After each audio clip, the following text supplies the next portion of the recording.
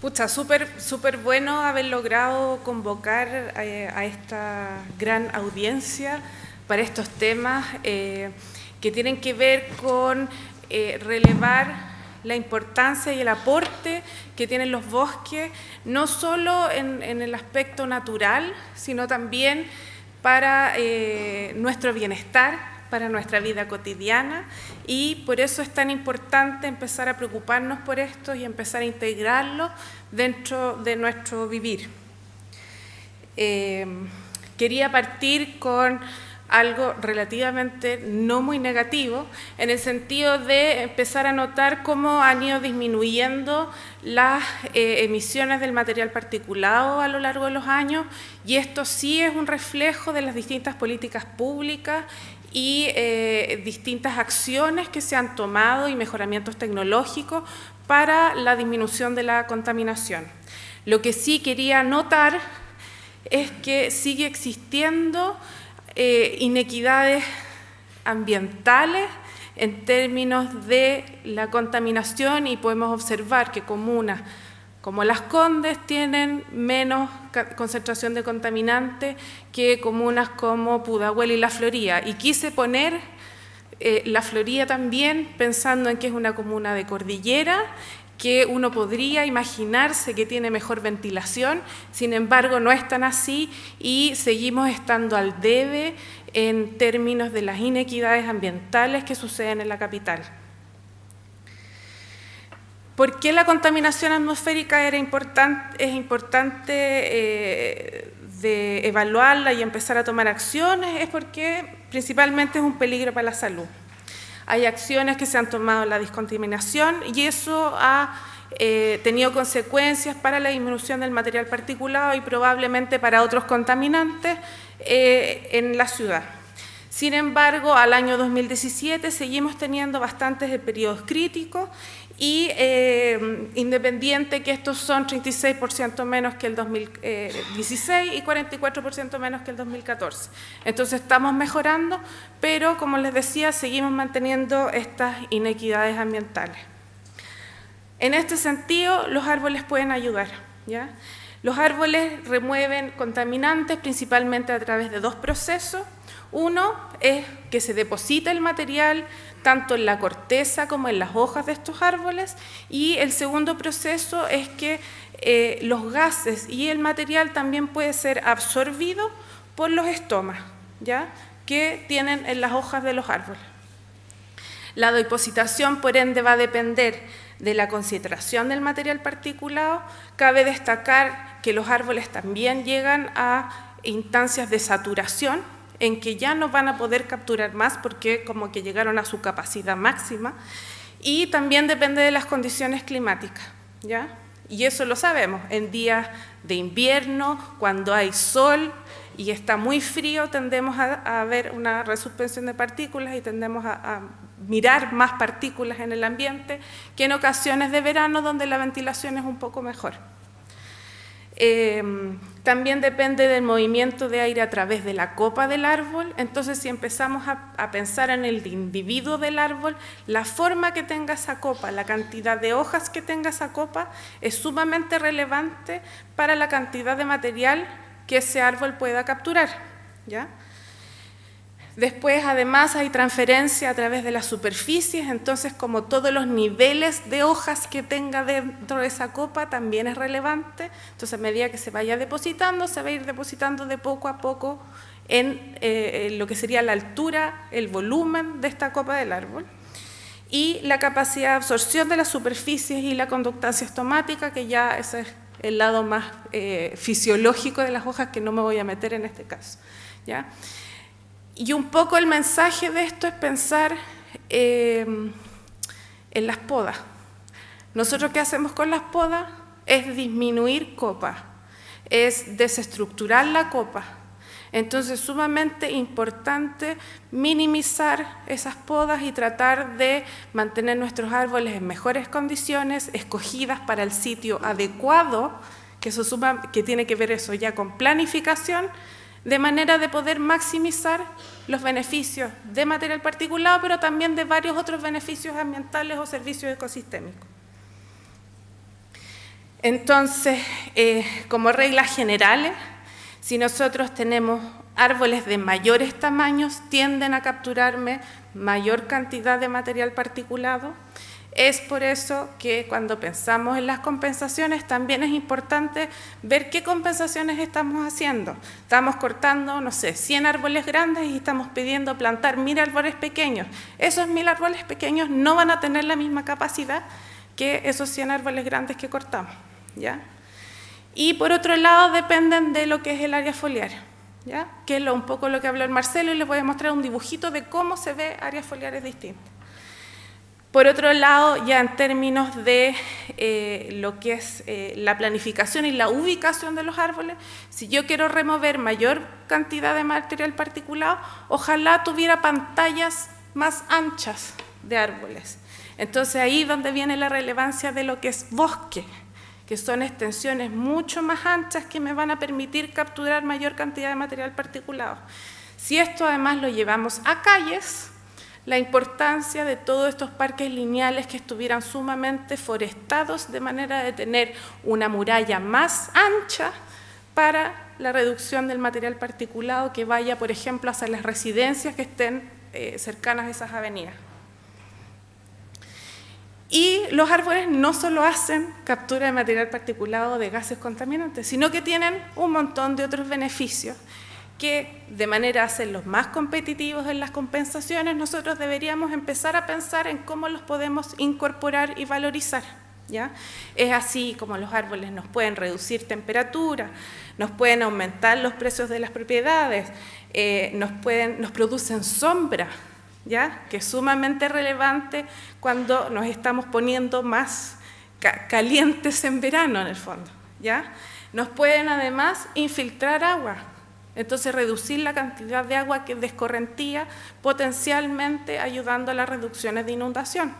Entonces, hay una serie de otros beneficios que cuando yo ocupo un árbol, se derivan de una plantación o de un buen mantenimiento de un árbol en un espacio, ¿ya? Y no solo estos son los efectos que podríamos ver en el aire, sino que también los podríamos valorizar y valorizar en términos de salud, ¿ya?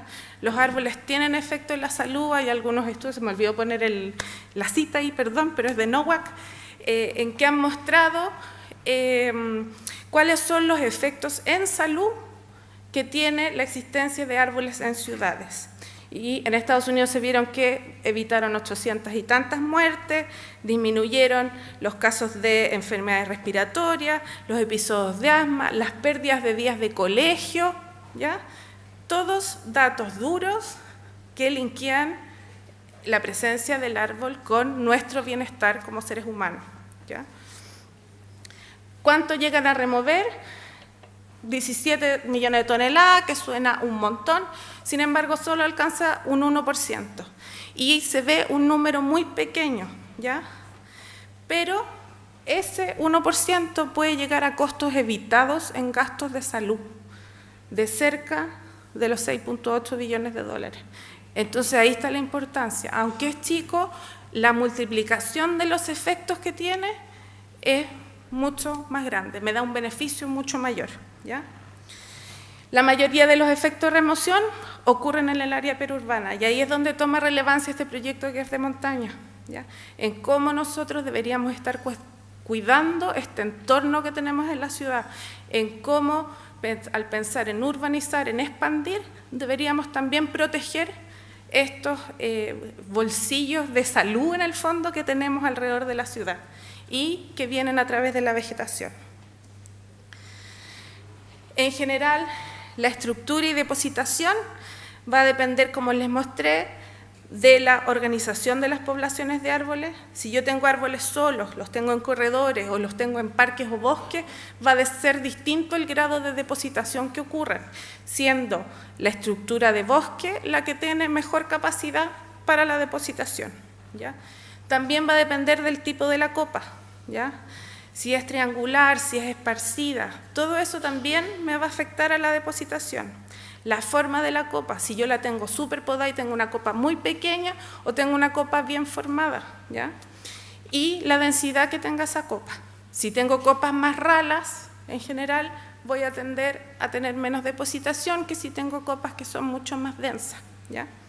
Y las características del follaje, que ahí también tiene que ver un poco más con el lado químico de absorción, que va desde la forma que tiene la hoja, las propiedades que tiene la superficie, si es una superficie rugosa, por ejemplo, ¿ya? La cantidad de cera que tiene la hoja. Han de repente tocado hojas que son como cerosas, que la del boldo, por ejemplo, es más rugosa y más dura y como más cerosa, tiene mayor capacidad de absorción que la del espino, por ejemplo, que es mucho más pequeña, plana y más como blanda, por así decirlo, más suavecita, ¿ya?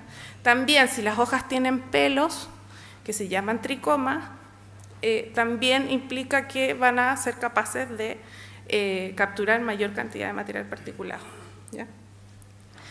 Ejemplos de distintos tipos de áreas foliares y con distintos tipos de captura que son efectos de características de la hoja distintas, ¿ya? Entonces, el caballero que preguntaba por el plátano, ahí está el ejemplo del plátano, que si uno lo compara con un abedul, igual te captura bastante más por su estructura foliar, ¿ya? Entonces, lo que hicimos, nosotros ocupamos un modelo, tomamos todos los datos de las parcelas que les contó el Marcelo, ocupamos esa maquinita que está a mano derecha para medir el área foliar y uno simplemente la pone abajo de las copas de los árboles y eso te contabiliza cuánta luz atraviesa esa copa, ¿ya? Y ocupamos el modelo, o sea, y ocupamos esta área foliar como un input para el modelo I3 ECO, ¿ya? El modelo I3 ECO fue un modelo creado en Estados Unidos que te calcula una serie de servicios ecosistémicos dentro de los cuales está la remoción de material particulado, ¿ya? Además calcula carbono, infiltración, etcétera, ¿ya? Y este modelo ocupa una ecuación que tiene que ver con un flujo, ¿ya? Entonces, el flujo de material particulado que se produce a través del árbol y que depende de la concentración de contaminantes, del viento, del área foliar y de otros datos de la especie ya más específica. La concentración de las contaminantes nosotros las tomamos de las estaciones MACAM. Entonces se utilizó la estación MACAM más cercana a cada una de las parcelas de muestreo que nosotros hicimos lo hicimos para el periodo 2016-2017, teniendo la precaución que los datos estuvieran validados ya y no estuviéramos utilizando datos que aún no estaban validados por la División de Medio Ambiente. Y como les mostró el Marcelo, el resultado lo tuvimos por parcela. Entonces se hicieron unas parcelas circulares de 400 metros cuadrados, entonces hay un resultado por parcela y aparte por estas especies que acordamos con la gente del Ministerio, que eran las que íbamos a medir, ¿ya? Las especies que ya Peumo, espino, boldo y litre y los datos de la parcela. No voy a entrar más en detalle en el método, si alguien después me quiere preguntar, siéntase libre, pero si no va a ser muy latero, ¿ya? ¿Qué significa la medición del área foliar? Y aquí hay un ejemplo con herbácea en el fondo. Es lo que les explicaba un poco el Marcelo, es la proyección que tiene esas hojas en una superficie de suelo. Entonces, un 15% se puede ver en el lado de allá, entonces es poca cobertura en el suelo y podemos llegar a 100% de cobertura, que esas son las áreas foliares más grandes, que serían los entre 6 y 8, que ya significa como un 100% de cobertura. Aquí están los lugares donde nosotros fuimos a muestrear, de acuerdo a los tipos de bosques establecidos en el catastro, ¿ya? Desde bosque denso a bosque muy abierto, están en distintos colores representados y como pueden ver logramos casi muestrear todos los lugares bastante equitativos, como de igual número. Sin embargo quedamos al debe un poco en el sector de la cordillera de la costa, donde está Quebrada de la Plata, que no nos pudimos conseguir permisos para poder ir a muestrear, ¿ya? Y eso es un poco lo que nos queda al debe. Pero la zona de cordillera, la zona sur y la zona norte quedaron bastante bien representadas.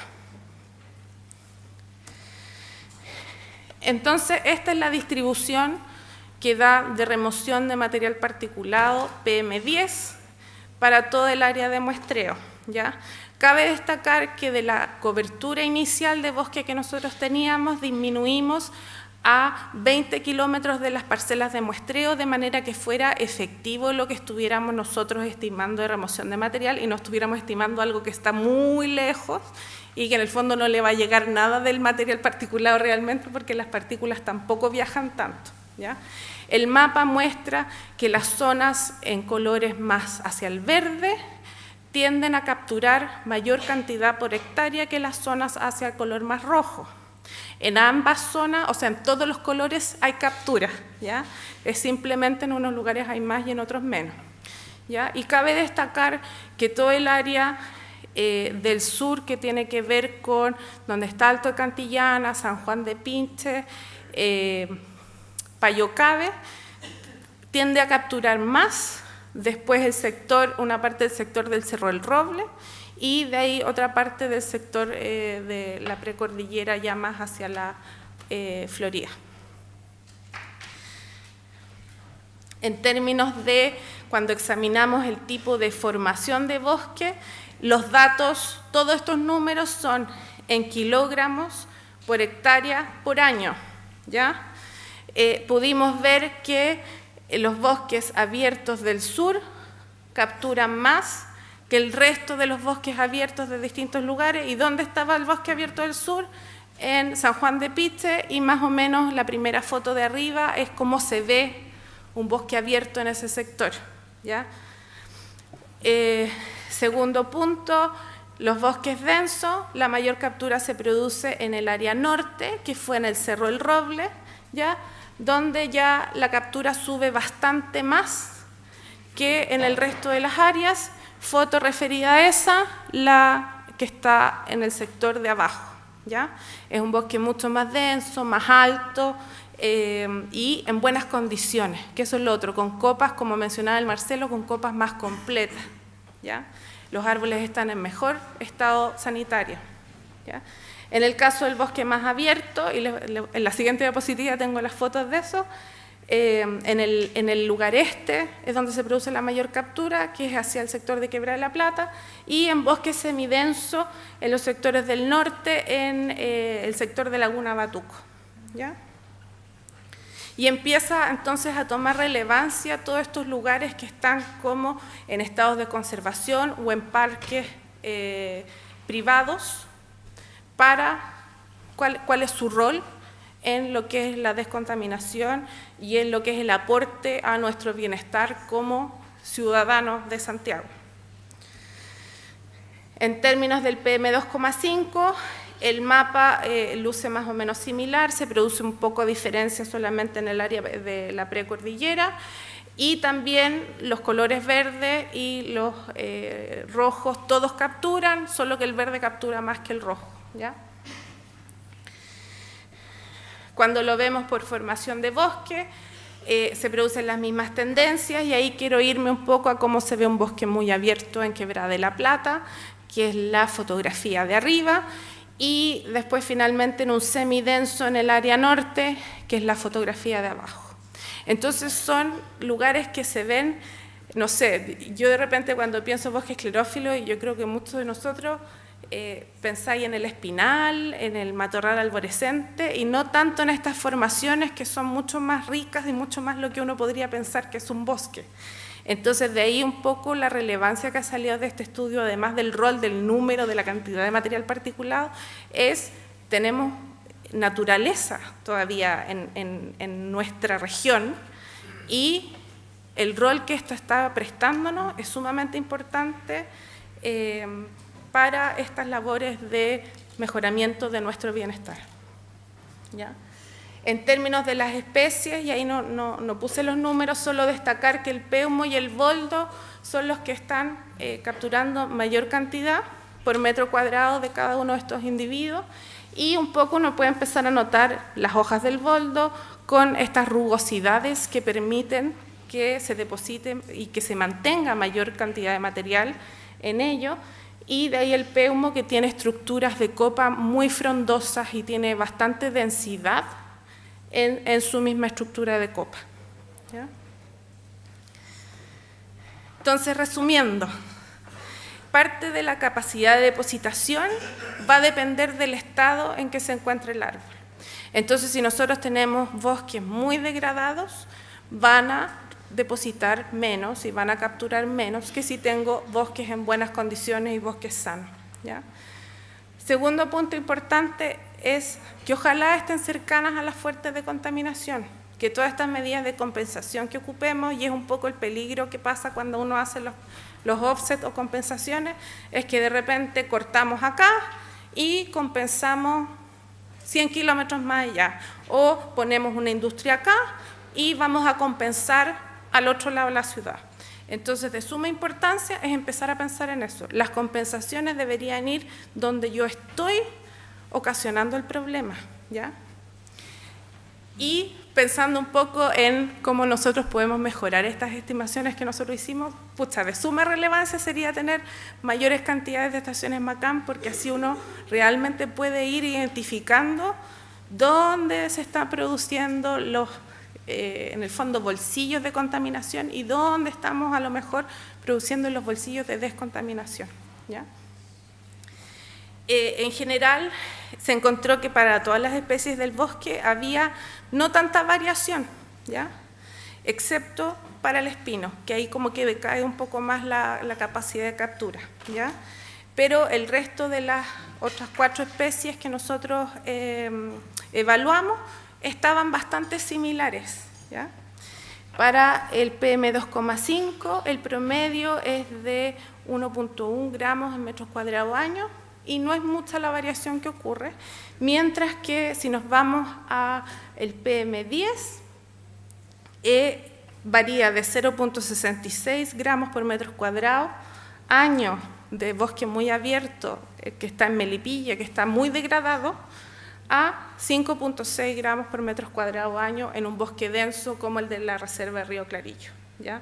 Entonces ahí también vamos viendo bosques en súper buenas condiciones, ya en términos de sucesión ecológica mucho más arriba, tienden a capturar mucho más que bosques que están muy degradados y muy intervenidos.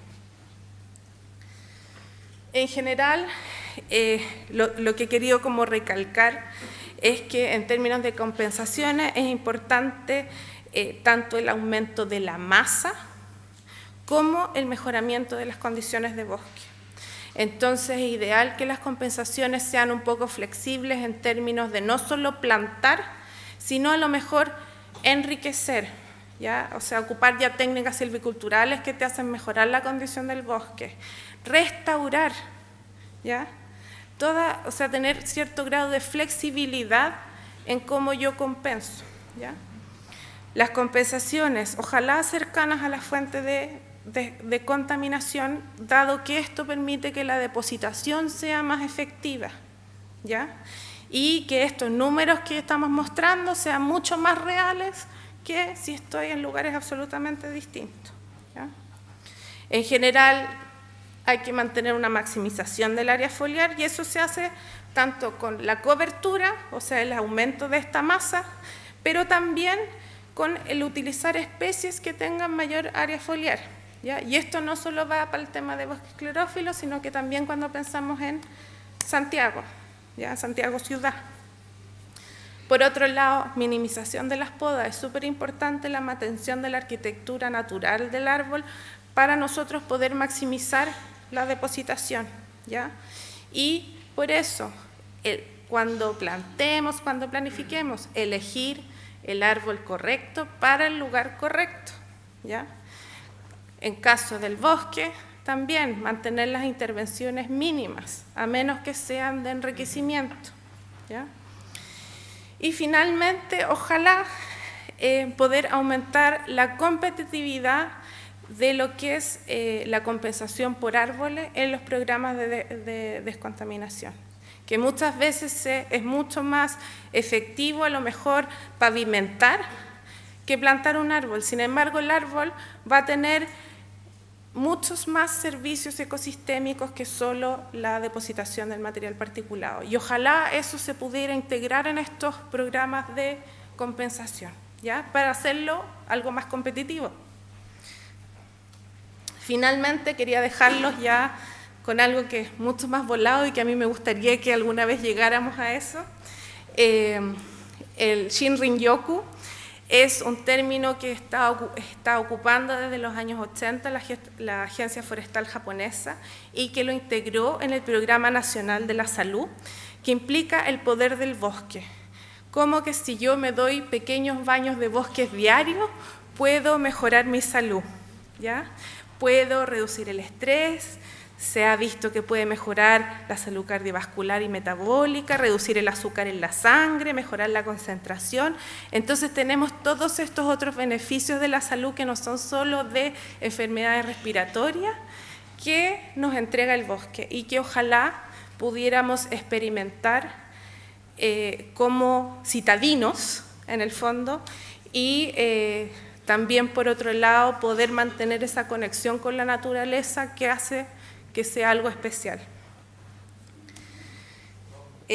Muchas gracias, primero, y antes que se me olvide, antes del aplauso, para los que les sigue interesando el tema y quieren adentrarse un poco más, al parecer estamos en la semana de la descontaminación por los árboles, así que jueves y viernes, o sea, miércoles y jueves, perdón, hay otro seminario ya desde el lado más técnico, con más del lado químico, de la absorción de contaminantes, el día miércoles en la tarde y el día jueves ya discusiones hacia el lado de la gestión de políticas públicas, etcétera. Entonces también va a estar súper interesante a quien tenga el tiempo para ir. Yo sé que es difícil de repente, pero a quienes tengan el tiempo.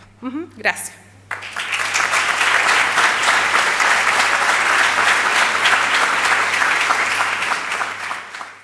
Hola, ¿cómo estás? Antes tocamos el tema de los plátanos orientales, que eran mejores captadores que el abedul y todo. A mí me hace ruido saber, el plátano oriental es muy buen captador en todo su ciclo.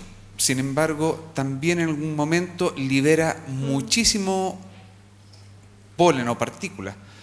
En su medición se mide o se mesura cuánto capta y cuánto libera.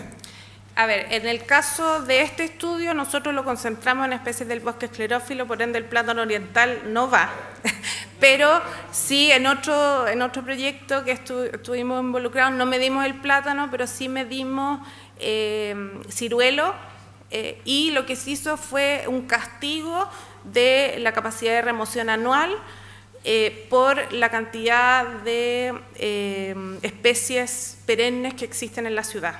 Entonces se castigó. Igual sigue siendo alrededor de un 10%, que no es menor, lo que nos dio de resultado, ¿ya? Lo que sí es que no es constante durante todo el año y sí se pierde esa parte.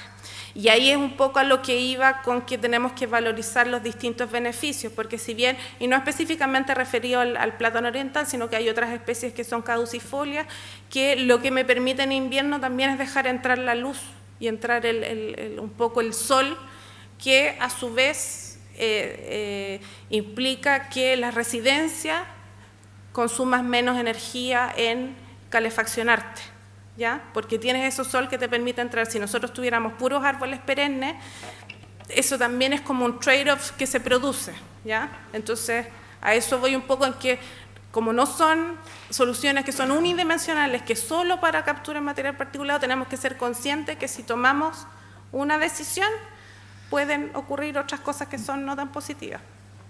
Pero no me refiero a que pierdan las hojas, me refiero a la liberación masiva de polen, que son partículas. Los alergénicos no se ven en material particulado, son más grandes, ¿ya? Se midieron, o sea, se tomaron para el cálculo del modelo las emisiones de material particulado de todos los meses, en lo cual se incluyen el PM10 las partículas de polen, si es que las midieron las MACAM, ¿ya? Sí.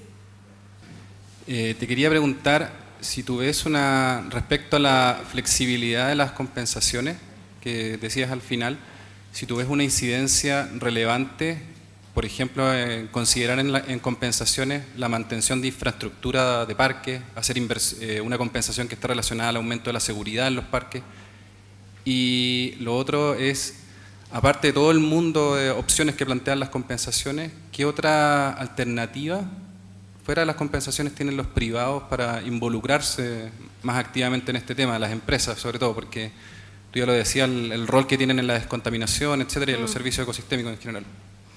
De la primera parte, y esto es a título personal, yo estoy súper de acuerdo en que todos estos mejoramientos en la infraestructura en áreas que son parques, que van a hacer que más gente vaya a eso y que más gente lo visite y lo valore, o en la utilización de mejoramiento de infraestructura en espacios verdes, que también va a hacer que más personas vayan y se sientan seguras en esos lugares, son todos outcomes que son positivos.